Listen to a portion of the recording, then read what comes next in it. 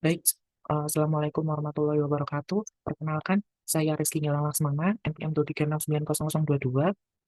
Di sini saya akan mempresentasikan mata kuliah Teknologi Lemak dan Minyak dengan judul yang saya ambil yaitu tentang ekstraksi lemak susu sebagai sumber pangan yang fungsional.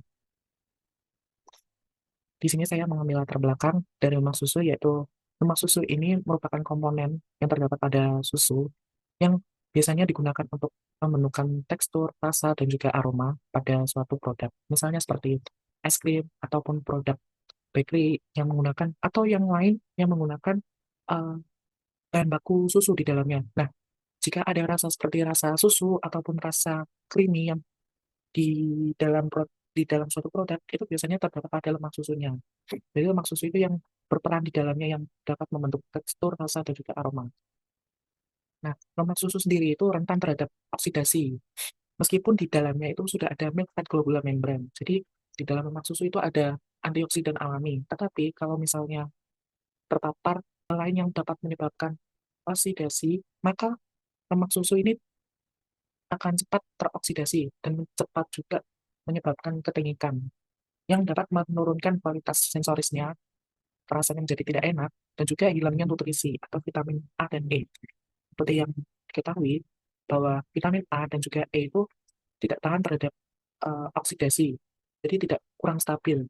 Sedangkan vitamin D dan juga K itu lebih tahan terhadap lebih stabil vitaminnya.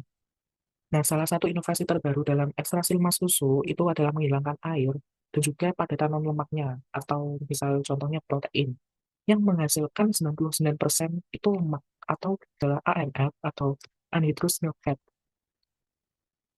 Nah, di sini saya mengambil rumusan masalah yaitu potensi aplikasi AMF ke dalam produk pangan, lalu bagaimana kualitas fisikokimianya antara susu segar dan juga AMF, lalu bagaimana perubahan sensoris pada AMF terjadi setelah penyimpanan singkat. Nah, tujuan masalah yang diambil itu mengacu pada rumusan masalah, yaitu mengetahui potensi aplikasi AMF ke dalam produk pangan, lalu mengetahui hasil kualitas fisikokimianya antara susu segar dan juga AMF, lalu juga eh, untuk mengetahui perubahan sensoris AMF terjadi setelah penyimpanan singkat. Nah, metode penelitiannya itu bisa menggunakan sentrifugasi untuk pemisahan antara air dan juga lemak susunya, dan ada beker glass, spatula, mixer, oven itu untuk setelah dapat apa namanya AMF kasarnya setelah disentrifugasi itu kan lemaknya apa namanya terpisah. Nah, kalau misalnya masih ada air-air sedikit itu nanti di oven kembali dan juga di desikator juga supaya airnya itu eh, hilang. Lalu ada timbangan analitik untuk mengukur beratnya, calon aluminium. Lalu ada literasi kit seperti buret, pipet, dan Erlenmeyer. Ada coklat, ada juga sensori kit. Sensori kit itu bisa berupa piring, sendok, kertas, checklist yang digunakan untuk mengetes sensorisnya. Lalu ada bahannya ada susu segar, buffer untuk free fatty acids, lalu ada es batu, etanol, ether, NaOH, dan juga indikator PP yang warnanya merah.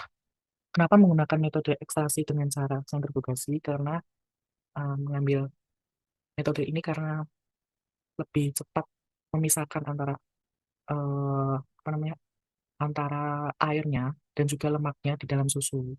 Ekstraksi lemak susu ke AMF ini mula-mulanya disiapkan dulu susu segarnya, lalu disentrifugasi untuk memisahkan antara lemak dan juga airnya. Nanti setelah setelah itu mendapatkan apa namanya mendapatkan hasilnya itu merupakan krim lemak, tapi masih ada airnya di dalam krim tersebut.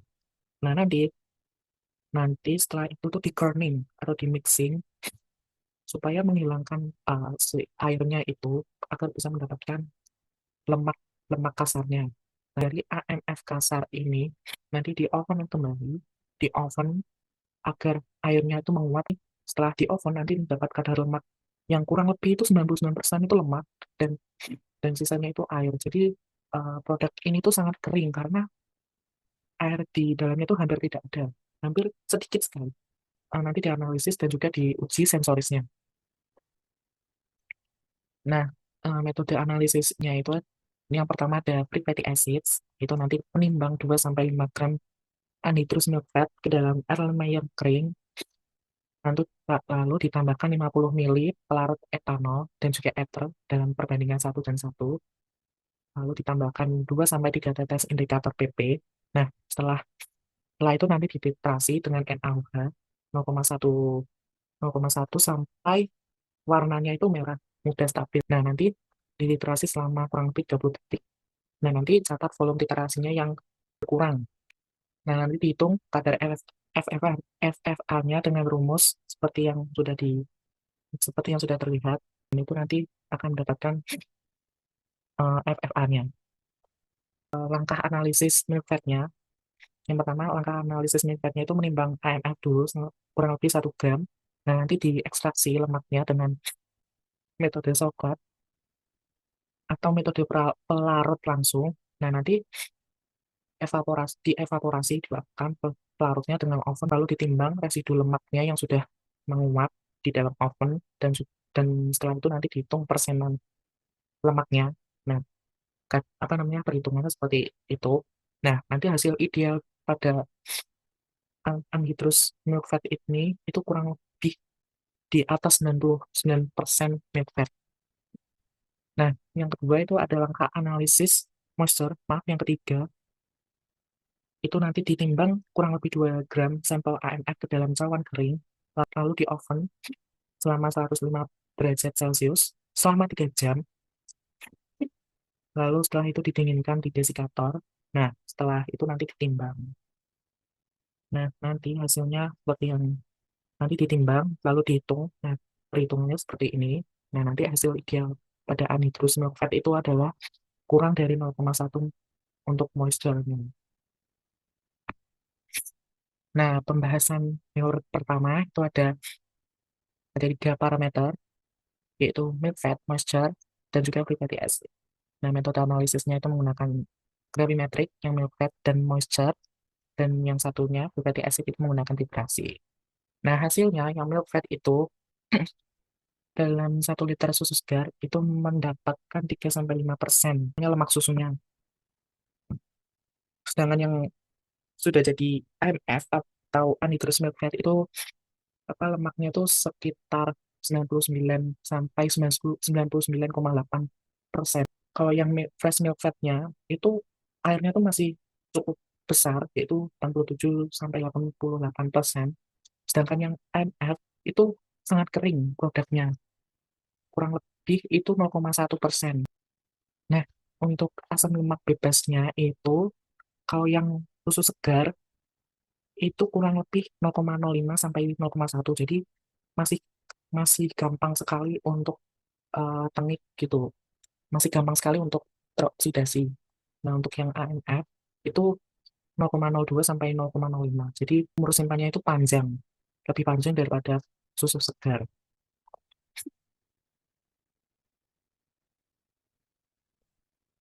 Nah, ini untuk sensorisnya.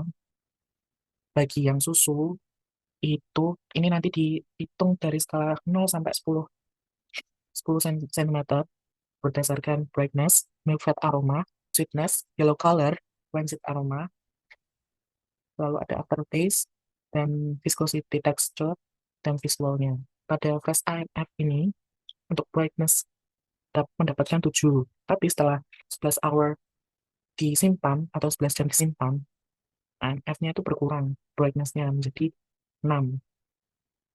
Lalu untuk mid fat aromanya, pada fresh AMF itu 8, masih terasa bau-bau susunya, tapi setelah 11 jam penyimpanan itu berkurang.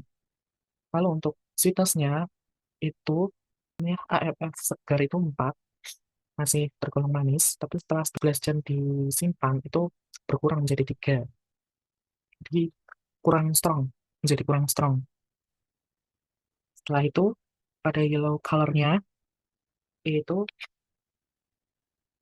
kalau semakin ke atas itu semakin kuning, semakin kuning. Jadi untuk yang fresh AMF itu 7, 7 skalanya, jadi masih kuning, tapi setelah 11 jam penyimpanan itu jadi 8. Lalu Ya jadi tambah kuning warnanya. Lalu untuk cleansing aromanya, rasa-rasa seperti tonic gitu loh. Jadi rasa tonic itu kalau yang di Flash IMF itu belum ada. Tapi setelah 11 jam penyimpanan itu di sini itu 1,5. Jadi sudah ada bau-bau, sudah ada rasa-rasa tengiknya. Nah, setelah itu aftertaste-nya juga sama. Setelah aftertaste-nya pada Fresh IMF itu tidak belum ada, tapi setelah 11 jam penyimpanan itu satu. Jadi ada rasa-rasa setelah di apa namanya dimakan. Lalu untuk teksturnya itu untuk yang di Fresh IMF itu dua masih sangat lembut, tapi kalau yang 11 jam penyimpanan tiga, jadi masih tergolong lembut lah karena perbandingannya tidak terlalu jauh. Nah, untuk kelebihan, kekurangan, dan pengaplikasian ke produk pangan, yang utama, kelebihan dan kekurangannya dulu, pada stabilitasnya, produk ini tuh stabil terhadap oksidasi dalam beberapa waktu dibandingkan dengan susu segar. Nah, karena apa namanya, kadar airnya tuh 0,1, lalu umur simpannya juga panjang. Nah, tapi untuk kekurangannya itu tetap bisa teroksidasi jika terpapar cahaya, udara, dan suhu tinggi dalam jangka waktu yang sangat lama. Nah, untuk komposisi lemaknya itu adalah 99% itu lemak murni dan memiliki sumber vitamin juga, yaitu yang larut pada lemak, yaitu ADEK. Nah, untuk kekurangannya itu tidak mengandung padatan lemak seperti protein, laktosa, dan mineral karena mereka menguap selama pengovenan dan juga sentrifugasi. Nah, fungsinya itu memberikan tekstur lembut, mouthfeel creamy setelah dimakan, dan juga flavor khas susu. Tapi tidak cocok untuk produk rendah lemak ataupun untuk diet karena produk ini tuh 99% lemak. Nah, untuk nilai ekonomisnya, produknya itu bernilai tinggi kelebihannya, tapi ya karena produk bernilai tinggi, pasti kekurangannya adalah harganya tuh relatif mahal. Untuk kategori produk pengaplikasian untuk produk pangannya, misal di produk susu olahan itu bisa digunakan jadi krim, mentega, dan juga keju. Lalu untuk bakery itu bisa digunakan sebagai olesan, olesan croissant, croissant, terus puff pastry, dan juga roti. Jadi memberikan tekstur lembut dari aroma aroma aroma aroma aroma AMF ini. Karena AMF ini memang mirip seperti mentega. Jadi bisa digunakan sebagai olesan bakery. Nah, teruslah selanjutnya ada coklat. Bisa ditambahkan ke situ agar meningkatkan kelembutan pada coklat dan juga ada rasa-rasa lemak susunya. Lalu untuk es krim atau dessert beku itu bisa meningkatkan creaminess-nya, jadi lebih lembut saat dimakan, dan juga bisa menstabilkan emulsinya dan memperkaya flavornya. Karena es krim sendiri itu flavornya itu kan susu, jadi dapat memperkaya flavornya. Nah, untuk kesimpulannya itu, anhydrous milk fat itu merupakan lemak susu murni dengan kadar lemak 99% dan kadar airnya itu kurang lebih itu kurang dari 0,1%, sehingga stabil terhadap oksidasi dan memiliki umur simpan yang cukup panjang. Proses pembuatannya itu dilakukan melalui ekstraksi lemak susu, lalu disentrifugasi, diikuti dengan penghilangan air dan juga padatan lemak. Nah, AMF ini memiliki banyak fungsi, yaitu bisa digunakan di berbagai produk pangan karena mampu memberikan tekstur lembut dan rasa creamy dan aroma khas susu. Secara keseluruhan, AMF ini ideal digunakan untuk produk-produk yang range-nya itu premium, seperti es krim, pastry, coklat, dan krim susu karena meningkatkan kualitas sensorisnya dan stabilitas pada produk akhir. Ini untuk daftar pustakanya, dan terima kasih. Mohon maaf apabila ada kesalahan dalam penjelasan saya. Terima kasih. Wassalamualaikum warahmatullahi wabarakatuh.